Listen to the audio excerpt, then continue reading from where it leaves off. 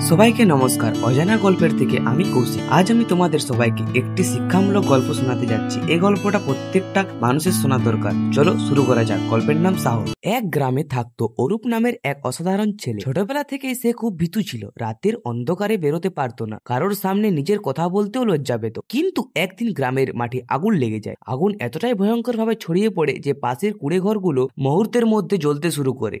গ্রামের সবাই দৌড়ে পালাচ্ছিল, কিন্তু ভেতরে আটকে পড়েছিল একটি ছোট বাচ্চা আর তার মা।